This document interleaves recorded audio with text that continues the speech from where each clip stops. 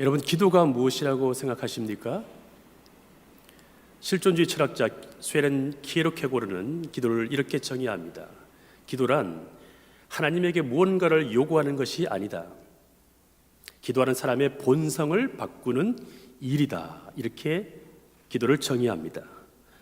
기도하면 내 본성이 바뀝니다. 내 안에 있는 아담의 본성이 사라지고 예수의 본성이 살아납니다. 그 본성은 사랑입니다.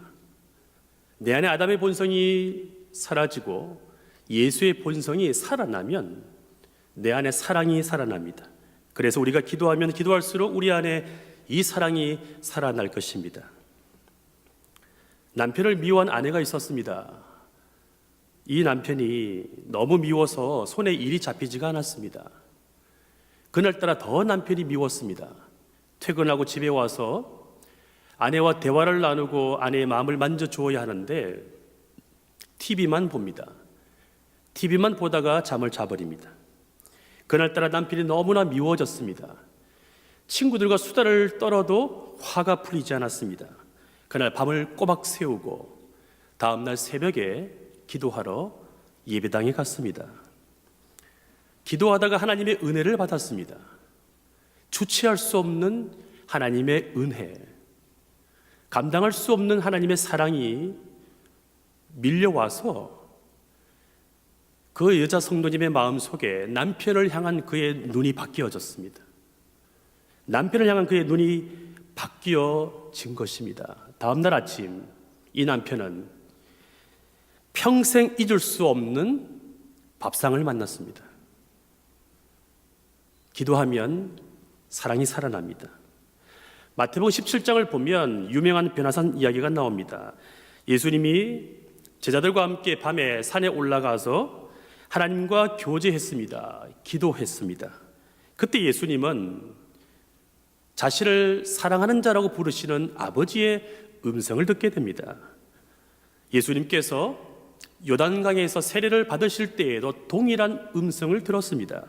오늘 본문 22절을 보면 성령이 비둘기 같은 형체로 그의 위에 강림하시더니 하늘로부터 소리가 나기를 너는 내 사랑하는 아들이라 내가 너를 기뻐하노라 하시니라. 세상은 예수님을 사랑받는 자로 취급하지 않았지만 예수님은 자신이 사랑받는 자임을 너무나 분명히 알았기 때문에 세상 속으로 당당히 걸어가셨습니다.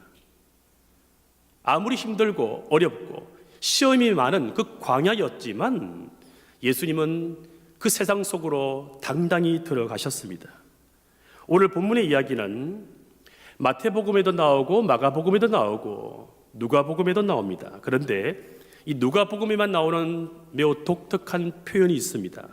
21절을 보면 기도하실 때에, 세례를 받으시고 나서 기도하실 때에 하늘이 열리고, 누가는 이렇게 기록하고 있습니다. 예수님께서 기도하실 때에 하늘이 열린 것을 누가는 기록합니다. 기도하실 때 하늘이 열릴 때 예수님께서 하나님의 음성을 들었습니다. 하늘로부터 음성을 들었습니다. 너는 내 사랑하는 아들이라 내가 너를 기뻐하노라. 기도하실 때 이 음성을 들었습니다. 기도하실 때 예수님께서는 하나님의 이 사랑을 확인받았습니다. 기도하실 때에 하나님의 이 사랑을 들었습니다. 예수님께서 이 음성을 들으실 때에는 분주할 때가 아니었습니다. 분주할 때가 아니었습니다. 세례받고 나서 조용히 기도하실 때, 하나님 앞에 단독자로 서서 하나님과 단둘이 있는 그 시간, 그 고독 속에서 들은 음성입니다. 우리도 사랑하는 자라고 부르시는 이 아버지의 음성을 들으려면 예수님처럼 분주함을 떠나서, 바쁜 일상을 떠나서 한적한 곳에 가서 조용히 고독 속에서 이 음성을 들어야 합니다. 고독을 통해서 아버지의 음성이 들립니다. 왜 그럴까요? 고독을 통해서 우리의 마음에 공간이 만들어집니다. 공간. 조용히 한적한 곳에 나 홀로 주님과 단둘이 있을 때 내 속에 공간이 만들어져요. 그 공간에 누가 들어오실까요? 하나님이 들어오십니다. 성령님이 임재하십니다. 말씀으로 나를 찾아오시는 거예요. 그래서 우리가 하나님의 음성을 들을 수 있고 이때 기도가 열리고 하늘이 열리는 것입니다. 그래서 고독이라고 하는 것은 외로움과 다릅니다. 외로움이라고 하는 것은 홀로 있는 괴로움이고 고독은 홀로 있는 즐거움입니다. 여러분, 외로우세요? 고독하세요? 우리는 외로움은 부담스럽지만 고독은 즐길 수 있어야 합니다. 예수님은 이 고독을 즐기셨고 이 고독 속에서 기도하셨습니다. 누가복음 6장을 보면 예수님께서 제자들을 데리고 산으로 가셔서 기도하셨습니다. 그 기도하는 장면이 나옵니다.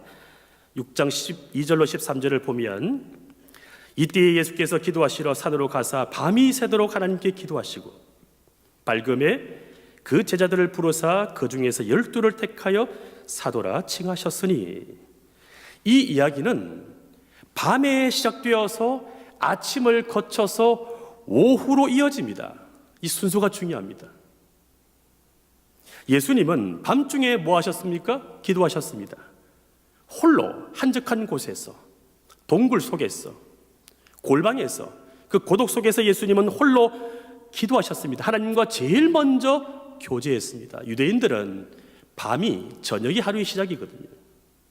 밤에 그 고독 속에서 예수님은 기도하셨고 교제하셨고, 그리고 날이 밝을 때에, 아침이 되었을 때에 제자들을 불러서 공동체를 이루셨습니다.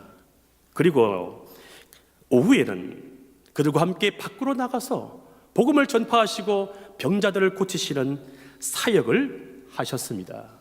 이 순서가 중요합니다. 고독이 먼저이고 공동체가 다음이고 사역은 나중입니다. 다시 한번 말씀을 드립니다. 고독이 먼저이고 공동체가 다음이고 사역은 나중이에요. 예수님은 밤에 고독하셨고 그 고독 속에서 기도하셨고, 그리고 오전에는 공동체 생활을 하셨고, 그리고 오후에는 사역을 하셨습니다. 그런데 우리는 거꾸로 할 때가 참 많습니다. 혼자서 사역을 하려고 할 때가 많죠. 그렇게 하다가 잘 안 되면 어떻게 합니까? 내 마음을 만져줄 사람들 찾습니다. 나와 함께할 동지들, 나를 도와줄 공동체를 찾아요. 그래도 만족스럽지 못하고 안 되면, 실패하면 어떻게 합니까? 천부의 의지 없어서 손들고 옵니다. 그렇게 울며 불며 홀로 엎드려서 고독 속에서 주님 앞에 부르짖는 것을 보게 됩니다. 예수님이 가르쳐 주신 순서는 거꾸로 반대입니다. 반대예요. 고독 속에서 하나님과 함께 있는 것이 먼저이고, 그 다음에 공동체를 이루는 것이고 속하는 것이고, 그리고 나서 그 공동체와 함께 복음을 전파하고 병자들을 고치는 사역을 하시는 것입니다. 고독과 공동체와 사역, 고독과 공동체와 사역, 이 세 가지 훈련을 통해서 우리는 하나님께 공간을 내어드릴 수가 있습니다. 이 세 가지가 삼위일체로 우리의 삶 속에 일상으로 다가올 때에 하나님이 들어오실 수 있는 공간이 만들어져요. 그래서 기도하면 하늘이 열리고 예수님처럼 나를 사랑하신다는 아버지의 음성을 들을 수가 있는 것입니다. 우리에게 공간이 있어야만 하나님이 활동하실 수가 있고 말씀하실 수가 있습니다. 우리가 현대사회를 살아가면서 우리 속에 너무나 많은 것들이 들어가 있습니다. 쓰레기통은 비우면 되지만 우리의 마음은 어떻게 해야 될까요? 그 공간을 비워놓아야만 들어오시는 거예요. 그 공간 속에 하나님이 들어오시면, 말씀하시면 놀라운 일이 벌어집니다. 예수님처럼 살게 됩니다. 예수님처럼 중보할 수 있습니다. 예수님처럼 권세가 나타납니다. 여러분, 예수 믿는 사람들은 예수님과 동일한 삶을 살아야 되고 동일한 권세가 나타나는 줄로 믿습니다. 우리는 예수님 짤이에요. 예수님은 우리에게 말씀하셨죠. 나보다 더 큰 일도 하리니. 그러므로 우리에게도 이 예수님처럼 고독의 시간, 하나님과 단둘이 있는 시간이 필요합니다. 밤에 홀로 기도할 수 있는 시간이 필요합니다. 주님과 나와 함께 있는, 단둘이 머물러 있는 그 시간이 필요한 것입니다. 이 고독을 통해서 우리가 기도를 배우는 거예요. 이 고독을 통해서 우리가 하나님의 사랑을 알게 되는 것입니다. 내가 너를 사랑하노라, 그 음성을 고독 속에서 기도할 때 듣게 되는 것입니다. 사실 이 음성을 들을 때까지 결혼을 하면 안 되고 자녀를 가지면 안 됩니다. 이 음성 들을 때까지 공동체의 리더로 일하면 안 됩니다. 사역은 말할 것도 없습니다. 고독 속에서 주님과 함께 머물러 있는 시간 없이, 하나님과 단둘이 교제하는 이 시간 없이 공동체 활동을 하니까 갈등이 생기고 상처를 주고받는 것입니다. 하나님과 단둘이 머물러 있는, 하나님과 독대하는 이 기도의 시간 없이 사역을 하고 활동을 하기 때문에 우리 안에 어려움이 다가오는 거죠. 고독 속에서 주님과 함께 머물러 있는 이 시간에 충분하지 않으면 그래서 공동체도 실패하고 사역도 실패하는 것입니다. 그래서 예수님은 밤에 한적한 곳에서, 밤중에 그 고독 속에서 기도하는 시간을 가지셨습니다. 하나님은 이 고독 속에서 우리와 만나기를 원하십니다. 고독의 자리로 우리를 이끄십니다. 그래서 우리에게 광야가 있습니다. 그래서 우리에게 관계에 어려움이 있는 것입니다. 그래서 실패할 때가 있고 좌절할 때가 있는 것입니다. 철학자의 표현을 빌린다면 시면의 자리로 우리를 이끄시는 거예요. 마음 깊숙한 곳으로, 피상적인 삶에서 더 깊은 곳으로 우리를 이끌어 가시는 것이죠. 그게 바로 고독의 자리입니다. 이곳에서, 이 고독의 자리에서 예수님이 들으셨던 것처럼 나도 사랑받는 자녀라고 하는 이 음성을 우리도 들어야 합니다. 그 음성 들을 때 하늘이 열리는 거죠. 그러므로 우리는 기도의 정의를 새롭게 해야 합니다. 지성이면 감천이다, 이런 식으로 무조건 하나님 앞에 간구하는 것, 이것도 필요한 기도이지만, 급할 때는 해야 하지만 이것이 기도의 전부가 아닙니다. 나를 사랑하신다는 하나님의 음성을 듣고, 그 음성을 듣고 하나님과 교제하는 것, 이것이 바로 기도의 본질인 줄로 믿습니다. 여러분, 세상에는 어떻습니까? 우리가 원하지 않는 음성들이 너무나 많습니다. 다른 음성들이 우리를 참 많이 유혹합니다. 네가 사랑받는 자라고 하는 것을 증명해 보라고, 한번 보여달라고, 뭔가 확실하게 너의 가치를 입증해 봐. 네가 유명해지든지 권력을 가지든지, 그래서 많은 사람들이 너를 사랑할 수 있도록, 인정할 수 있도록 뭔가를 보여줘. 그래야만 너를 인정할 것이다. 이런 음성들이 우리에게 찾아 들어옵니다. 이 음성들은 강력하죠. 우리의 마음을 건드립니다. 그래서 우리를 바쁜 삶으로 몰아가는 거예요. 그래서 우리는 자신이 꽤 괜찮은 사람이라고 하는 것을 입증하기 위해서 많은 에너지를 소비해 버립니다. 원래부터 우리는 사랑하는 하나님의 자녀라고 분명히 말씀하셨는데도 불구하고 사람들에게 나의 가치를 입증받으려고 많은 에너지를 소비하는 거예요. 예수님은 나의 가치를 입증하려고 하는 이 시도 자체가 유혹이라는 것을 아셨습니다. 그래서 마태복음을 보면 이런 내용이 나오죠. 예수님께서 너는 내 사랑하는 자라고 하는 이 음성을 듣고 난 직후에 다른 음성이 들렸습니다. 네가 사랑받고 있는 자라고 하는 것을 나에게 증명해 보라고, 뭔가를 보여주라고, 너의 가치를 입증해 보라고, 그래서 돌을 빵이 되게 해보라, 유명해져 보라, 성전 위에서 뛰어내려 봐. 그러면 너는 유명해질 것이고 많은 사람들이 너를 칭송할 것이다. 천하 만국을 보여주면서 나에게 절하면 이 모든 세상 만국을 호령할 수 있는 권세를 얻게 될 것이고, 그러면 너는 세상에다 진짜 영향력이 있을 것이다. 얼마나 짜릿한 유혹입니까? 그때 예수님은 단호하게 이렇게 말씀하십니다. 아니다. 나는 아무것도 입증할 필요가 없다. 나는 이미 사랑받는 자이다. 이미 사랑받는 예수님이기 때문에 입증해 보일 필요가 없는 것입니다. 돌을 떡으로 만들 필요도 없고 유명해질 필요도 없고 세상 권세, 권력에 대한 다툼을 가질 필요도 없다고 우리 주님 말씀하셨습니다. 우리도 예수님을 믿는다면 우리도 예수님처럼 사랑받는 자입니다. 우리도 하나님의 자녀입니다. 우리도 예수님처럼 하나님께 기쁨을 받는 자녀라고 하는 사실입니다. 그렇다면 더 이상 나를 증명할 필요가 없습니다. 더 이상 율법에 매일 필요도 없고 자유하게 될 것입니다. 하나님이 우리를 사랑하십니다. 저는 이 하나님의 사랑받는 하나님의 자녀, 이것을 묵상하다가 제가 좋아하는 그림 하나를 여러분들과 나누기를 원합니다. 렘브란트가 그린 탕자의 귀향, 너무나 유명한 그림이죠. 이전에도 한번 보았던 적이 있습니다. 영성신학자 헨리 나우에는 이 그림을 묵상하다가 며칠 동안 홀로 고독 속에서 이 그림을 묵상하면서 기도했습니다. 이 그림 속에 나오는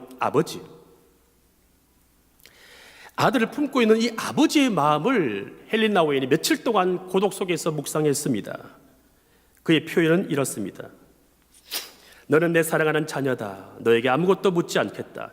여태까지 내가 어디에서 무엇을 했든 남들이 너에 대해 뭐라고 하든 너는 내 사랑하는 아들이다.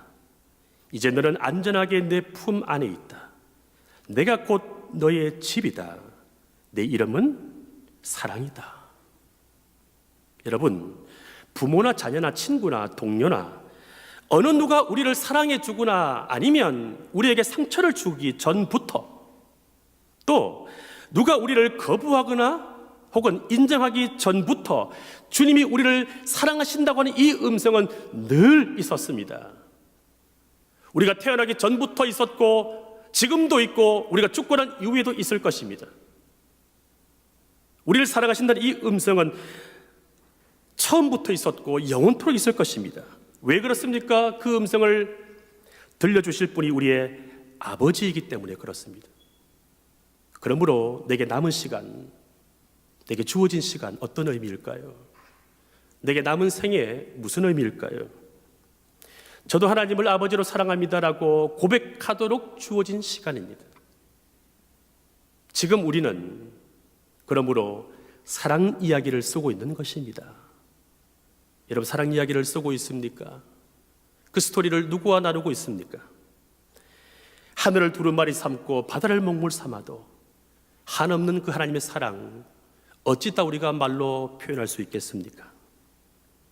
우리가 세상 사는 동안에 하나님이 나를 사랑하신다는 이 음성을 듣지 못하면 불행해집니다. 왜 불행해질까요? 그때부터 내가 사랑받는 자가 되려고 나의 가치를 입증하려고 엉뚱한 데를 기웃거리면서 세월을 다 낭비하게 되는 거예요. 대체물을 찾고 우상을 추구합니다. 예를 들면 음식, 술, 마약, 게임, 쇼핑, 관계, 성공, 다른 사람들의 평가, 통제 욕구, 이런 것들을 통해서 만족을 추구하는 거예요. 하나님의 나를 사랑하신다는 이 음성을 듣지 못하고 이 확신이 없으니까 그런 것을 통해서 자신을 보상하려고 하는 거죠. 불행 아닙니까? 이런 것에서 우리가 자유롭게 되려면 내가 사랑받는 자, 나를 사랑하시는 그 하나님의 음성을 들어야 할 것입니다. 예수님처럼 하늘로부터 기도하면서 이 음성을 들을 때에 내 감정과 상관없이 나를 사랑하시는 이 하나님의 음성, 이것을 들을 때에 우리에게도 하늘 문이 열릴 줄로 믿습니다. 여러분, 감정을 믿지 마십시오. 관계를 믿으십시오. 예수 믿는 사람들이 너무나 감정에 잘 흔들립니다. 여러분, 감정을 믿을 수밖에 못 돼요. 관계를 믿어야 됩니다. 남편과 아내와의 관계, 부모와 자식과의 관계, 직장 안에서의 관계, 주님과 나와의 관계, 그 관계를 믿어야 돼요. 감정은 늘 바뀝니다. 이 음성을 듣는데 나의 자격도 필요 없고 조건도 필요 없고 업적도 필요 없습니다. 기도만으로 충분합니다. 우리 옆에 계신 분한테 한번 인사할까요? 기도만으로 충분합니다. 기도만으로 충분합니다. 그러므로 기도라고 하는 것은 어쩌다 한번 하는 종교 행사가 아닙니다. 억지로 해야 하는 율법도 아닙니다. 본질적으로 마음가짐이에요. 마음가짐, 사랑의 마음. 여러분, 이 마음이 있으면 사람들의 마음을 만져줄 수 있고 즐거운 대화가 가능해집니다. 이 마음이 있으면 당신이 옳습니다 라고 존중해주고 인정해줄 수 있는 마음의 여유가 생깁니다. 공감해줄 수 있습니다. 이 마음이 있으면 말의 온도가 있어요. 뜨겁지도 않고 차갑지도 않고, 어떤 사람의 말은 너무 뜨거워서 화상을 입어요. 말은 맞지만 화상을 입습니다. 어떤 사람의 말은 너무나 차갑습니다. 분위기를 얼음으로 만들어버린, 저는 저와 여러분들이 온도가 있는 말, 언어의 온도가 기도 가운데 회복되기를 축복합니다. 놀라운 건 우리가 하나님께 이 사랑을 받으면 이 사랑을 받은 만큼 그대로 흘러갑니다. 부모는 자식에게 흘러가고요, 남편과 아내가 서로 흘려보내기도 하고요, 직장에서, 교회에서, 목장에서 어떤 모임이든지 이것은 흘러가게 되어 있는 것입니다. 문제는 무엇입니까? 우리가 이 기도하는 시간을 너무나 아까워하고 즐거워하지 않는다는 것입니다. 기도만 하면 이상하게 잡념이 떠올라요. 기도만 하면 가스레인지에 뭘 올려놓은 것 같고, 전화한 것을 깜빡했다고 전화를 해야겠다는 생각이 떠오르고, 문자가 필요하다는 생각이 떠오르고, 기도하려고만 하면 머릿속에서 차라리 기도할 바에야 차라리 내가 문제를 해결하는 것이 낫겠다라고 하는 계산이 작동합니다. 기도하려고만 하면 우리의 감정이 원숭이처럼 올라갔다가 내려갔다가 주체할 수 없는 거예요. 여러분, 이 생각과 감정은 내버려 두셔야 돼요. 그걸 붙들어서 이길 수가 없습니다. 우리가 여기에서 돌파하려면, 그럼에도 불구하고 기도 가운데 하나님의 사랑을 만나려면 내 안에 주님과 함께 머물러 있는 시간이 필요한 것입니다. 고독의 시간, 주님과 단둘이 있는 시간. 저는 오늘 이 밤에 이 본당에 많은 사람들이 시간이 되면 집으로 가겠지만, 오늘 간절한 기도의 제목이 있는 사람은 그 삶의 돌파를 위해서 밤늦게까지라도 하나님과 단둘이 머물러서 기도하는 가운데 하나님의 분명한 음성을 들을 수 있기를 주의 이름으로 축복합니다. 하나님은 고독 속에서 말씀하시고 예수님은 고독 속에서 음성을 들었습니다. 오늘 우리도 이 고독 속에서 하늘의 음성을 들을 수 있어야 합니다. 저는 본문을 묵상하면서 이 기도의 열매가 사랑이라고 하는 것을 다시 한번 깨달았습니다. 이 사랑이 기도할 때 회복됨을 경험했습니다. 하나님의 사랑은 개념이 아닙니다. 배워서 할 수 없습니다. 기도할 때 우리의 영이 새로워지고 우리의 영혼이 정화될 때 경험되어지는 신비인 줄로 믿습니다. 기도할 때 경험하는 이 하나님의 사랑은 십자가에서 절정을 이룹니다. 우리가 아직 죄인 되었을 때에 그리스도께서 우리를 위하여 십자가에서 죽으심으로 말미암아 하나님께서 우리에 대한 자기의 사랑을 확정하셨느니라. 기도하면 할수록 이 십자가의 사랑이 우리 가운데 회복될 것입니다. 이 사랑이 능력입니다. 이 사랑이 기적입니다. 이 사랑이 있을 때 우리의 영혼이 살아나는 것입니다. 기도하면 이 사랑이 살아납니다. 기도하면 십자가의 이 사랑이 살아나는 것입니다. 그래서 우리가 평화의 길을 갈 수 있고 은혜의 샘을 만들 수 있는 것입니다. 오늘 이 밤 기도 가운데 이 사랑이 회복될 수 있기를 축복합니다. 이 사랑이 살아날 때 우리가 하나님의 자녀가 됩니다. 자녀의 권세가 나타나요. 여러분, 자녀의 권세가 무엇입니까? 아버지의 마음을 흔들 수 있고 아버지의 마음을 얻을 수 있는 권리입니다. 천지와 만물을 지으신 하나님의 자녀라고 하는 이 신분, 이 정체성을 우리가 분명히 기억한다면 여기에 이 신분에 대한 의식과 함께 우리의 기도가 축적되고 기도로 하나님과 깊이 교제하는 시간이 늘어나면 늘어날수록 내가 하나님의 자녀임을 알게 되고, 그래서 내 삶의 기도에 자녀의 권세가 나타나게 되는 거죠. 내가 사랑받는 하나님의 자녀라고 하는 이 권세가 회복되면 어떻게 될까요? 모든 것이 합력하여 선을 이루게 됩니다. 하나님을 사랑하는 자 곧 그 뜻대로 부르심을 입은 자들에게는 모든 것이 합력하여 선을 이루느니라. 사랑받는 하나님의 자녀가 되면 그래서 모든 일이 완성됩니다. 미완성은 없습니다. 내가 못하면 내 다음 세대가 반드시 이룰 거예요. 하나님의 사랑을 받는 자녀가 되면, 그래서 기도로 하나님의 사랑이 살아나게 되면 다 잘 됩니다. 그리고 더 좋아집니다. 그러므로 우리에게 뭔가 부족한 것은 기도의 부족이고 사랑의 부족입니다. 오늘 이 밤에 주님과 단둘이 머물러 있는 이 기도의 시간을 통하여 놀라운 하나님의 사랑이 살아날 수 있기를 주의 이름으로 축복합니다.